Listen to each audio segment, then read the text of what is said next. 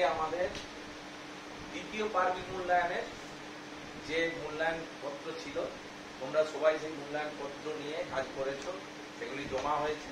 তারপরে আমরা আমাদের মধ্যাহ্নকালীন যে আহার সেটা করেছি। বাদ বাকি যারা ওইটা করো না তারা টিফিন করেছো। এরপরে আমরা আসছি আমাদের দ্বিতীয় পর্ব। আমাদের সরকার নির্দেশিত কাজকর্মের সঙ্গে আমরা সবসময় যুক্ত থাকি। সরকারের শিক্ষা বিভাগ থেকে যে কাজকর্ম দেওয়া হয় তার সঙ্গে শ্রীপুর দুর্লভ স্মৃতি প্রাথমিক বিদ্যালয় প্রতিটি কাজের সঙ্গে যুক্ত থাকে। তাই গতকাল আমাদের মাননীয় এসআই সাহেব যা নির্দেশ দিয়েছেন সেই নির্দেশ অনুসারে আমরা আমাদের কার্যকলাপ শুরু করছি। আমাদের সামনে একটি কম্পিউটার আছে, সেই কম্পিউটারে আমরা কিছু বিষয় দেখাতে থাকি। সেই বিষয়গুলো তোমরা ভালোভাবে দেখবে। আমরা গত বছর দেয়ালে ছবি এঁকেছিলাম, চন্দ্রযানের একটা ছবি এঁকেছিলাম। সবাই দেখেছো? জোরে বলবে। দেয়ালে আঁকা আছে, ক্লাস 5-এর দুয়ারে আঁকা আছে, তাই তো? চন্দ্রযানের ছবি আঁকা আছে, সেইটা আমরা এঁকেছিলাম। সেই দিনটা কত ছিল? 14 জুলাই 2023। সেই দিনটা কত তারিখ ছিল? 14 জুলাই 2023। আজকে আমরা দাঁড়িয়ে আছি এবং কিছুদিন বাদে মানে 23 আগস্ট এই চন্দ্রযানের কিছু কিছু অংশ যেটা গবেষণা করার জন্য পাঠানো হয়েছে আমাদের ভারতীয় মহাকাশ সংস্থা, যার ছোট নাম হচ্ছে ইসরো। ভালো করে শুনতে থাকবে। এর থেকে পরের দিন তোমাদেরকে যে ডকুমেন্টারি দেখানো হবে তার থেকে কুইজ কন্টেস্ট হবে বিদ্যালয়ে। আগামীকাল হতে পারে বা পরশু হতে পারে। আমরা দুদিন ধরে তোমাদেরকে দেখাবো, কারণ এগুলো খুব কঠিন বিষয়। এগুলো বড় বড় ছেলেদের জন্য, ছাত্রছাত্রীদের জন্য খুব ভালো।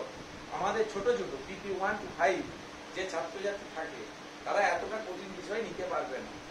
তোমরা যারা বড় আছো অর্থাৎ 2, 3, 4, 5 তাদেরকেই আমরা রেখেছি এইটা দেখার জন্য।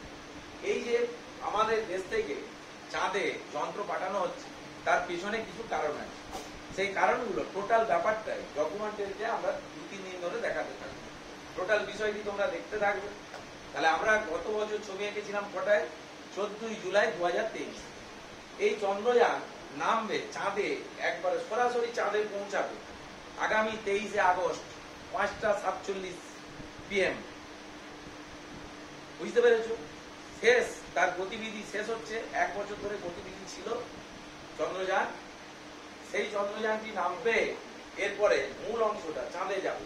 এর বিভিন্ন অংশ ছিল এই চন্দ্রযানটার। there are many parts। সেই পার্টস গুলো বিভিন্ন সময় খুলে খুলে চলে এসেছে। এখন মেন যে যন্ত্রটা সেটা গিয়ে পৌঁছাচ্ছে চাঁদে। কবে পৌঁছাবে বললাম? 23 আগস্ট 2024। এই দিনটা আমাদেরকে পালন করতে হবে এবং সবাইকে দেখতে হবে, বুঝতে হবে। কারণ এর পিছনে আমাদের যে দেশবাসী প্রত্যেকের ভূমিকা আছে, তার সঙ্গে ভূমিকা আছে আমাদের ইসরোর বিজ্ঞানীদের। সেই বিজ্ঞানীদের শ্রদ্ধা জানাবো আমরা এর মাধ্যমে। প্রত্যেকটি ভারতবাসীকে শ্রদ্ধা জানাবো। আমরা নিজেরা একজন বিখ্যাত বিজ্ঞানীর নাম বলবো, যিনি আমাদের রাষ্ট্রপতি ছিলেন, প্রাক্তন রাষ্ট্রপতি। তার নাম APJ আব্দুল কালাম। সবাই জানো? জানো তো সবাই? APJ আব্দুল কালাম। পুরো নাম কেউ বলতে পারবে? আবুল পাকির জয়নালেবদিন আব্দুল কালাম। এগুলো কুইজের কোশ্চেন হবে। তো এখন আমরা শুরু করব আমাদের ভিডিওগ্রাফি। ডকুমেন্টারিটা দেখা চলবে তোমাদের। তোমরা ভালোভাবে লক্ষ্য রাখবে। এখানে প্রতিটা সেকেন্ডে সেকেন্ডে একটা কোশ্চেন বেরোবে, তার উত্তর থাকবে। প্রত্যেকটি মুহূর্তে মুহূর্তে ওরা বিভিন্ন প্রসঙ্গের অবতারণা করবে, প্রতিটা জিনিসের কথা বলবে। ভালোভাবে মনোযোগ সহকারে মাথা দিয়ে ভালো করে শুনতে থাকবে। শুরু হচ্ছে আমাদের ডকুমেন্টারি। জয়ন্ত স্যার স্টার্ট করছেন। এরপরে দেখতে থাকো কিভাবে চন্দ্রযান উপরে উঠছে, কোথায় যাবে, কিভাবে যাবে। টোটালটা আমরা আজকে না পারলেও 2-3 দিন ধরে দেখাতে থাকবো। শুরু হচ্ছে আমাদের ডকুমেন্টারি প্রদর্শন।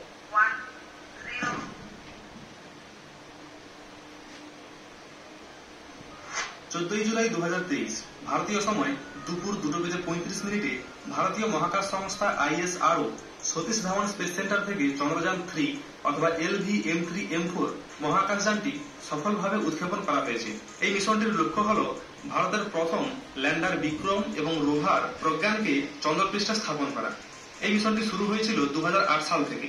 2008 সালের 22 অক্টোবর প্রথম লঞ্চ করা হয়েছিল চন্দ্রযান 1। চাঁদের মাটিতে ল্যান্ড করার আগেই চন্দ্রযান 1টি ধ্বংস হয়ে যায়। মিশনটি সাকসেসফুল না হওয়ার কারণে মিশনটিকে অব্যাহত রাখতে 2019 সালের 22শে জুলাই আবার নতুনভাবে চন্দ্রযান 2 লঞ্চ করা হয়। ইসরোর বিজ্ঞানীদের মতে সবকিছু ঠিকঠাক ভাবে চলছিল। চাঁদের মাটিতে অবতরণ করতে মাত্র 2.1 কিলোমিটারের মতো বাকি ছিল, কিন্তু হঠাৎ করে ইসরোর বিজ্ঞানীরা কিছু সফটওয়্যার জনিত কারণে চন্দ্রযান 2 এর সঙ্গে যোগাযোগ হারিয়ে ফেলে। সেই কারণে এই মিশনটিও সাকসেসফুল হয়নি। ইসরোর বিজ্ঞানীরা হার না মেনে তারা আবার প্রস্তুতি নেয় চন্দ্রযান 3 এর উদ্দেশ্যে। আগের ফেল হয়ে যাওয়া দুটি মিশনে যা যা ভুল হয়েছিল সেগুলিকে ঠিক করে আবার নতুন ভাবে তৈরি করা হয়েছে চন্দ্রযান 3।